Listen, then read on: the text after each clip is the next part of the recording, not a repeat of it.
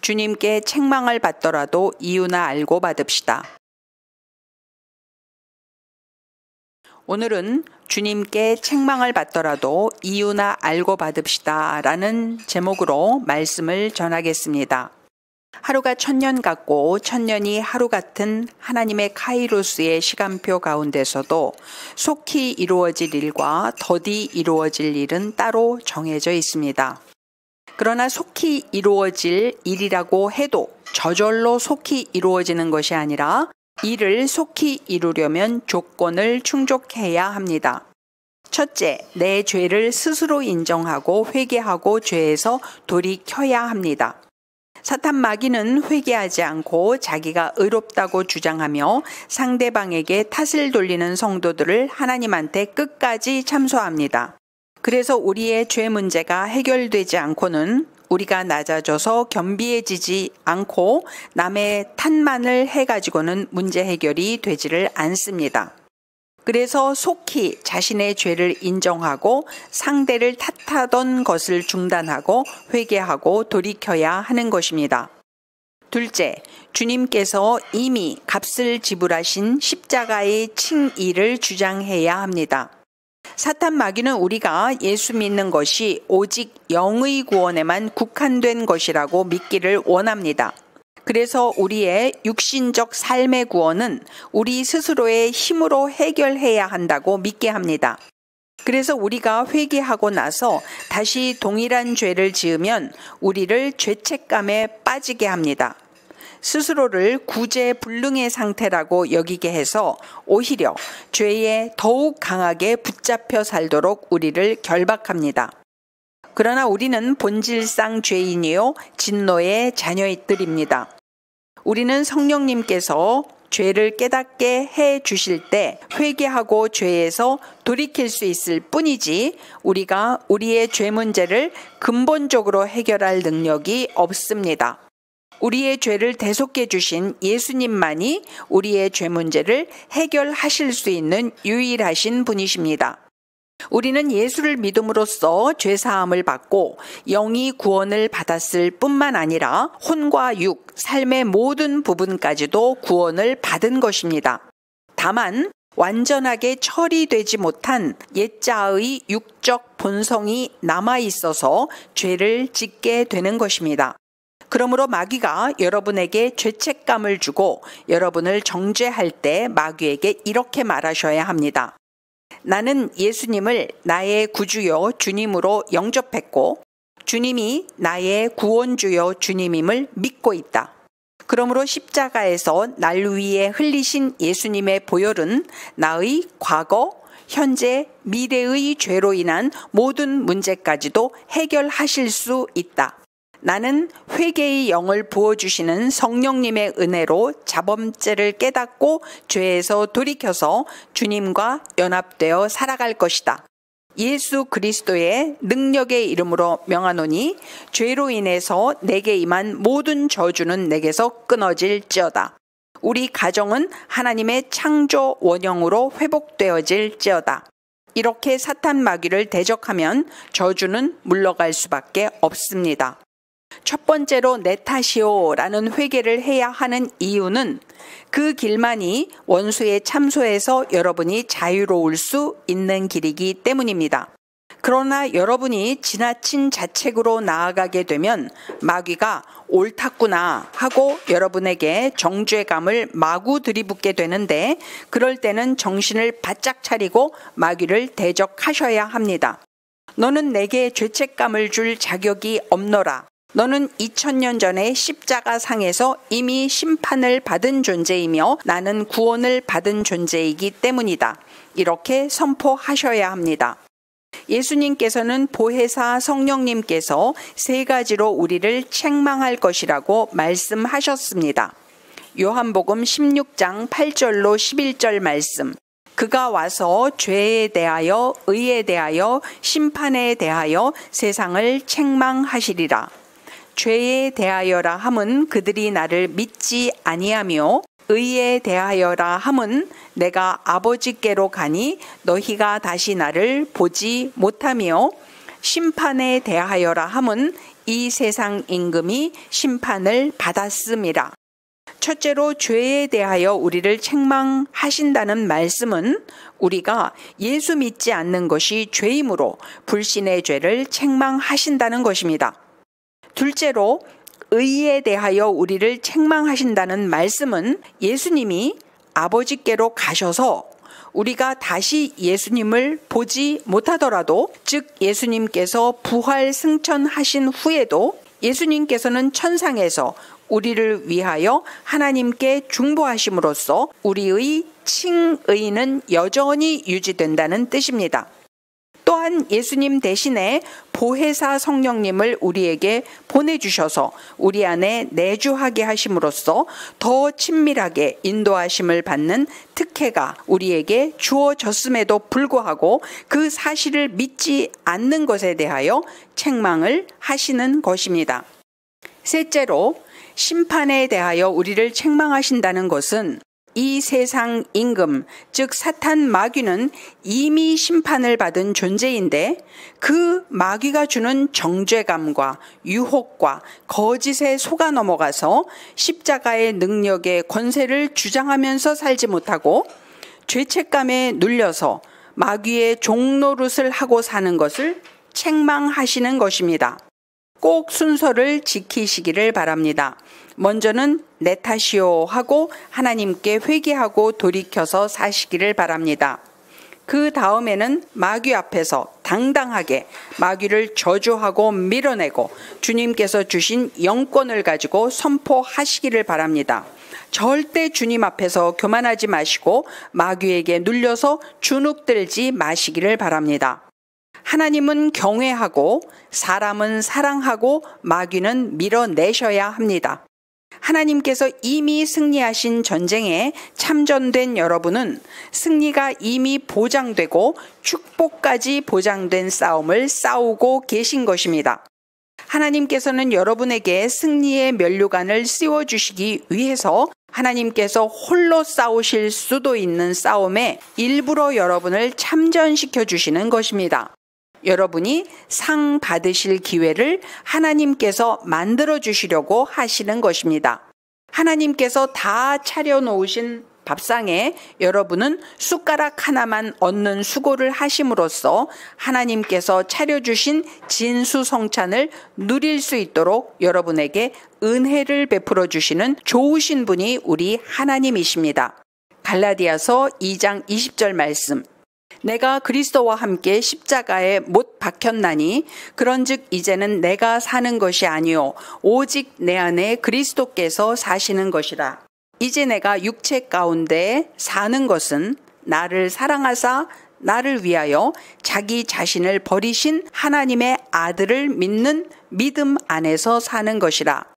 우리의 옛자아는 이미 2000년 전에 그리스도와 함께 십자가에 못 박혀 죽었습니다. 여러분의 육신적 옛자아는 이미 죽은 상태임을 아셔야 합니다. 이미 죽은 옛자아가 다시 펄펄 살아나서 탐욕과 정욕과 자존심으로 혈기를 부리거나 또는 열등감과 수치심으로 어두운 우울감의 악취를 풍기고 살아간다면 여러분은 복음으로 거듭난 상태가 아닌 것입니다. 누가복음 9장 23절 말씀. 또 무리에게 이르시되 아무든지 나를 따라오려거든 자기를 부인하고 날마다 제 십자가를 지고 나를 따를 것이니라. 그리스도께서는 여러분에게 부분이 아닌 전부를 요구하십니다. 만일 주님께서 여러분에게 그보다 적은 것을 요구하신다면 여러분을 위해 치러진 그리스도의 희생이 너무나도 비싸고 큰 것이므로 등가 공식이 적용될 수 없습니다. 로마서 12장 1절로 2절 말씀.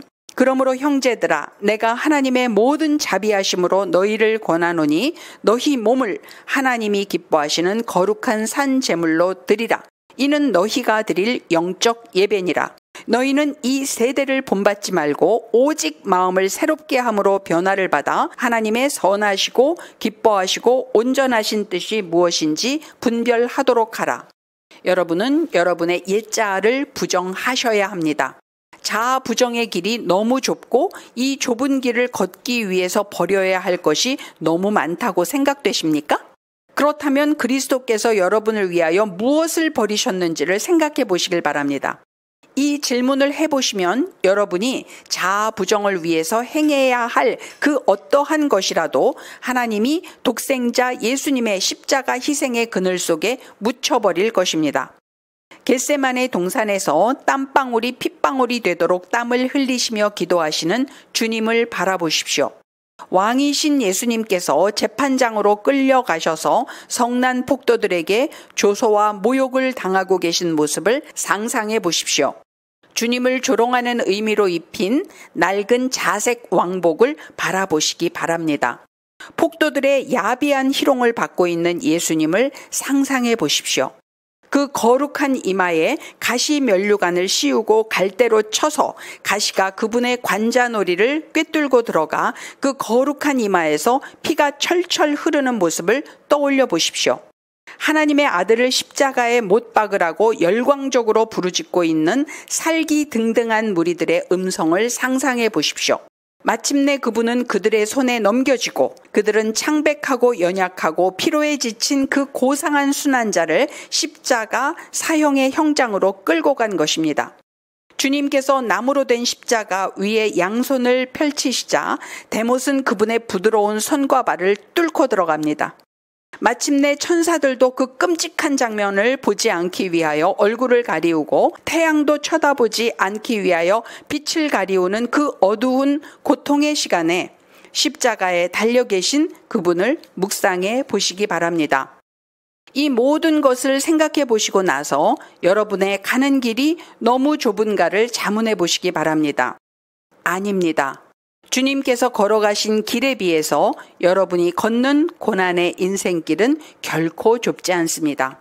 예수님은 죽어가시면서도 사탄의 지배 아래에서 미쳐버린 연약한 우리 인류를 가슴에 꼭 끌어안으시고 자신의 생명을 바쳐서 우리 죄인들의 죄를 대속해 주셨습니다. 주님은 자신을 십자가에 못 박은 이 못난 자식들을 살리시려고 하나님 아버지께 피눈물을 흘리시면서 저들을 용서해달라고 간청하시는 우주의 총사령관님이십니다. 누가복음 23장 24절 상반절 말씀. 이에 예수께서 이르시되 아버지 저들을 사하여 주옵소서 자기들이 하는 것을 알지 못함이니이다 하시더라.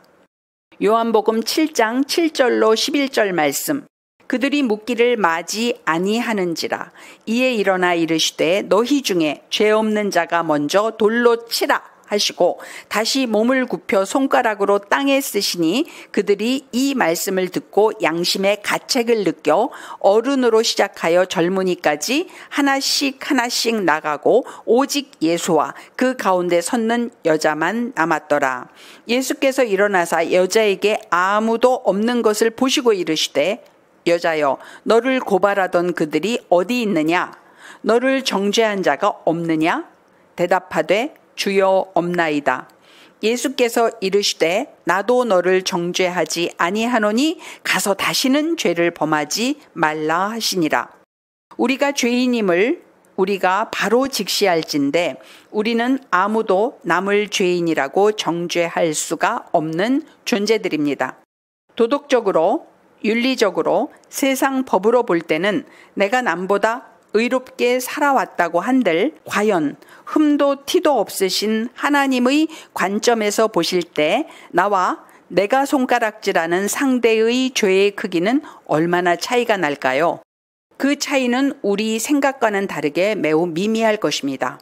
우리가 죄인이요 악인이라고 생각하는 사람도 그들을 지배하고 있는 마귀를 걷어내고 나서 보면 하나님의 눈에는 눈에 넣어도 아프지 않을 귀한 존재들일 것입니다.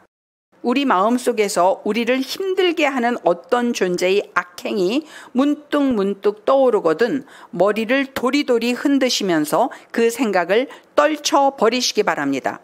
주님도 정죄하지 않은 사람을 죄인인 우리가 어찌 정죄할 수가 있단 말입니까? 사도 바울이 고백한 것 같이 우리는 아무도 정죄할 수 없는 죄인 중에 괴수임을 늘 잊지 말아야 합니다. 우리의 옛자하는 십자가에서 이미 죽은 존재임을 명심하셔야 합니다. 비교 우위에 있는 자신의 의와 도덕성을 절대 과시해서도 안 되고 과신해서도 안 된다는 사실을 늘 새기고 살아가시기 바랍니다. 이와 같이 낮은 자세로 살아간다면 주님께서 요구하시는 그 어떤 희생도 헌신도 십자가를 지고 가는 고난의 좁은 길도 너무 힘들다고 할 수는 없으실 것입니다. 하나님께 그저 감사하고 죄송하고 부끄러울 뿐일 것입니다. 여러분이 주님께 몽땅 다 드리면 주님은 여러분에게 몽땅 다 주십니다. 다 드리고 다 받는 복된 인생을 사시기를 바랍니다. 마귀는 시도 때도 없이 여러분의 마음을 흔들어 볼 것입니다. 영계의 기적은 의심이 없는 믿음을 가질 때 슈퍼내추럴하게 이루어집니다. 중요한 것은 심령 평강과 영권 유지입니다. 그 영권은 사람에게 사용하기 위해서 필요한 것이 아니고 악한 영에게 사용하기 위해서 필요한 것입니다. 여러분이 마음이 약해지고 사람들의 반응이 어떨지에 대해서 염려하고 두려워하면 귀신은 귀신같이 알고 사람들로 하여금 여러분에게 득달같이 달려들도록 할 것입니다. 첫째, 내 마음의 소원대로 응답을 받게 된다. 둘째, 내 마음의 소원과는 다른 상태가 된다. 이 두 가지 경우 중에 어떤 경우를 하나님께서 허락하신다고 하더라도 마음에 요동이나 박탈감이나 원망이 없이 좋은 감정으로 하나님께 감사할 마음의 준비가 되어 있어야 합니다. 그 상태가 가장 최적의 심령 상태인 것입니다. 기도할 때는 항상 이렇게 되게 해주세요. 그러나 그리 아니하실지라도 주님께 불평하지 않고 감사함으로 주님 뜻만을 따르겠습니다. 이렇게 기도하는 것이 마귀에게 틈을 주지 않는 기도의 자세입니다. 과거에 하나님께서 저에게 이런 말씀을 해주셨습니다. 너는 늘 나에게 기도하고 나서 그리 아니하실지라도 주님께 감사만 하겠습니다. 라고 말하는데 나는 너에게 그리 아니하지 아니하겠다.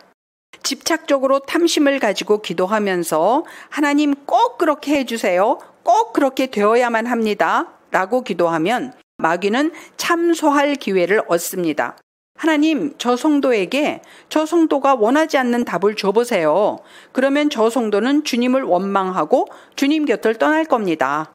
이런 제시를 사탄이 하나님께 할 것입니다. 욥기서에 나오는 욥의 경우는 특별한 케이스가 아니라 우리 성도들에게 다반사로 일어나는 경우입니다. 내 소원과 반대 경우가 현실적으로 내게 닥친다고 하더라도 주님께 감사하고 충성하겠다는 고백을 하면 마귀는 참속거리를 잃어버리게 됩니다. 그러면 하나님께서는 가장 좋은 상황으로 여러분에게 응답을 해 주십니다. 만일 내가 나쁜 상황이라도 괜찮다고 하나님께 말씀드렸다가 정말 나쁜 상황으로 응답하시면 어떡하지? 이런 걱정은 안 하셔도 됩니다. 그런 일은 안 일어납니다. 하나님께서는 전지전능하신 분이십니다. 그리고 여러분의 마음속을 훤히 꿰뚫어 아시는 분이십니다. 빌립보서 4장 6절로 7절 말씀. 아무것도 염려하지 말고 다만 모든 일에 기도와 간구로 너희 구할 것을 감사함으로 하나님께 아뢰라. 그리하면 모든 지각에 뛰어난 하나님의 평강이 그리스도 예수 안에서 너희 마음과 생각을 지키시리라. 기도 응답이 먼저가 아니고 마음의 평강이 우선입니다. 마음의 평강이 여러분에게 임하면 기도 응답은 자연스럽게 따라오게 되어 있습니다. 사탄 마귀는 여러분에게 이렇게 말할 것입니다. 마음의 평강만 임하면 뭐해? 기도 응답이 와야지. 이런 마귀의 거짓말에 속지 않으심으로 인해서 심령 평강과 기도 응답을 함께 받아 누리시는 여러분들 모두가 되시길 바랍니다. 하나님 감사합니다.